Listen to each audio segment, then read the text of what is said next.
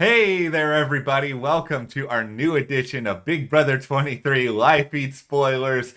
Good morning, everyone. We're all here. Coco is here. Our Starbucks is here. This is what happens after double eviction night, which, okay, let's just start with this take because, everybody, a lot of people online had these, really dramatic, shocked reactions to all of this. And I'm not sitting here, being like we knew this was gonna happen. I'm not trying to be like that, but it's like this was talked about on the feeds. We have even talked about this on the channel before that, this should not have come as too great of a shock. And for those of you who didn't see our community post the other day on Wednesday morning, the reason that we haven't had videos up on Big Brother Wednesday and Thursday is because there was no live feeds. I'm hoping that everybody was up to date on that, but we were still getting questions about that by yesterday afternoon where our videos were. And because we don't actually cover the shows, we just cover the live feeds, no videos. So we are back now though, because now we've got stuff. We've got the Final Four HoH winner. We have the nominations. Not that that really matters that much at Final Four, but we'll talk about the double eviction too, just a little bit off the top here. Yeah, but before we get into that, make sure you subscribe to the channel. We have lots of cool stuff coming up next week. Survivor's back for all of you who are interested in that. That's one of our favorite shows to cover here. NCIS, don't know if there's a big crossover here, but that's a show that we've been covering here at the channel for a very long time. It has moved to Mondays. Also, follow us on Instagram at Matt and Jess TV because earlier today I went over, I had the weekly donut. Now I know everyone is going to be chomping at the bit here with nervous excitement as to what this donut could possibly be. I don't even know what this donut is because I wasn't with Matt. Typically, I'm not when he goes to go get the donuts, but I usually have seen what the picture is of what donut, or he'll come home and be like, hey, I got a fill in the blank donut here. So I don't even know. So I am also going to be going over to our Instagram to see what it is. Matt and Jess TV. Make sure you follow us there. It's a mystery. Yeah. Okay. All right. Well, the double eviction here. Goodbye, Tiffany. We'll start with that. Yeah, I think we all knew that was going to be coming, and it really sucks to see such a good player go, but at the same time, she's a very good player, and you don't want to sit at the end with her, so when you get the chance, you have to take the shot, because if they did not get rid of Tiffany, they all deserve to lose. Yeah, because Tiffany deserved to win. Tiffany came up. I'm sorry, Derek F. I'm blowing up your spot here, but Tiffany was the architect for the cookout. Tiffany had the plan as to how this was all going to work. Of course, the irony in all of this is that Tiffany probably shouldn't have gotten rid of some of the non-cookout people that she had over the past couple of weeks. Yeah, but the plan was the plan. So after she left unanimously, Azah won HoH. She won her first HoH. This is my winner pick. She stepped up. She got her HoH and nominated Hannah and Xavier. Xavier won the veto, and then Derek F goes up as the replacement nominee, and Hannah going once again unanimously in this spot. It's a bummer, but at the same time, these guys were all really threatened by Hannah, and I think she was a sneaky good player this season. I think she'll be looked at kind of underrated. Everybody really seemed to like her. Yeah, Hannah is a great player. You've got Derek F and then you have Hannah, who's a really good player. I mean, Azah wasn't as close to Hannah as she is with Derek F or that she is with Xavier. I mean, for her, she's not voting. It makes sense that she was going to put up Hannah. And listen, I've seen the comments online and people are really mad about it. But when you're looking at it from Azah's gameplay, the people that she's closest with are Derek F and Xavier. She is not the closest with Hannah. And maybe you could say that was Hannah's weakness a little bit here, that Hannah should have done a better job early on to get to know Azah better and to get to form some sort of real big connection so that, maybe it doesn't happen in this particular way. But ultimately, here we go. We say goodbye to Hannah, and now we get into the final four HOH, the person who now is for sure going to be there on finale night. It's Xavier! Man, Xavier, I almost just want to go into it. I know it's not 100%, but I almost want to go full, give him the check now, because he is so good. He's been throwing a bunch of comps, so he's probably going to go just full, I don't know, comp Rambo at the end of this and just win everything. He's going to be very, very, very difficult to beat, which, if he isn't the person who gets to choose at the end, I honestly am not sure who's going to take him outside of Ozza.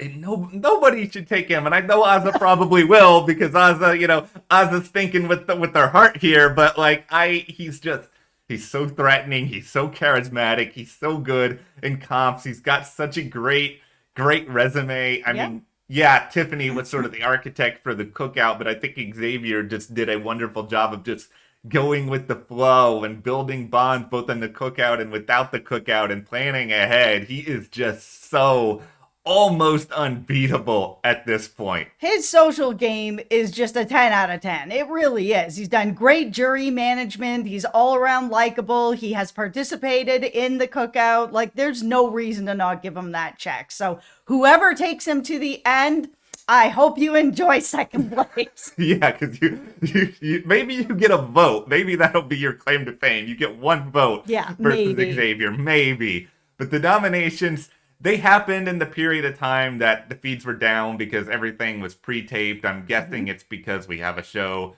tonight, because the Emmys are over the weekend, so they had to, I guess, get everything together in advance to turn this around. Yep. The nominations are Ozza and Kylan. Not that it matters, not that we should really care that much. No, it really doesn't matter. But for Ozza, this is her first time on the block the whole season, so I'm sure for Ozza, she's probably just like, man, why couldn't I just be block free for the entire time? Yeah, maybe. I mean, if we all rewind and remember at the beginning of the season, she wanted to be on the block every single week for some reason because she just didn't want Brittany to go up. How is it that the person who wanted to be on the block the most was the last person to go on the block this season? I know. But, here she is, and now we all have to just gear up and prepare for the final four veto, which is probably going to be, I'm guessing it'll still be on Saturday. We don't really know for sure, but it's the most important veto of the season. Yes, it is. It holds all the power. Derek F. Derek.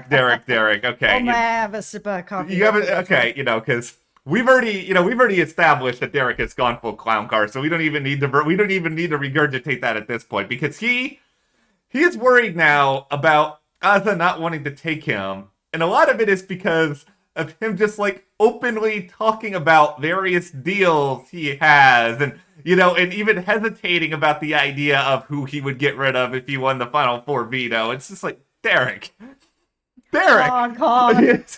Come on. Why would you say something like that? She has been pretty loyal to you all the way, and she very well could have taken you, especially if Xavier wasn't a choice. You would have been the choice. So just stop talking. Derek, I don't understand. I really don't understand what he's.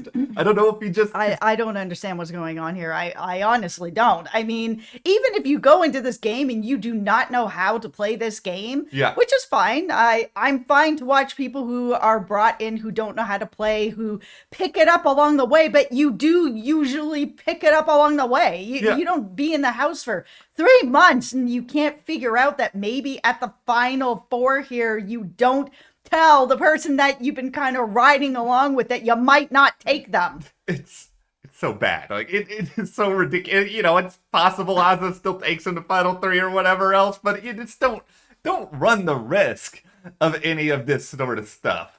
The only thing that gets kind of interesting here, at least to me, is that the case to get rid of Derek F, or at least the case that Xavier could make for it, is I think it benefits him on some level if he is really confident that he, can either win the final HOH versus Kylan, or that Ozza will win the final HOH. It makes sense to take Kylan to final three, because then Ozza for sure will take him to the final two over Kylan, and he doesn't have to worry about any sort of tomfoolery at that point. Nobody needs the situation where Derek F has won nothing all season and then he falls into winning the final HOH and gets to pick who gets to go.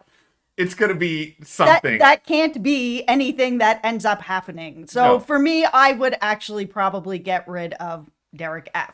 And the other reason why is because I think everyone that's there would love to just sit at the end with Derek F. And so if I'm Xavier or Kyland or Azza, that's not great for me because that means that if anyone else wins, they're going to take Derek F over me because that's an easy check.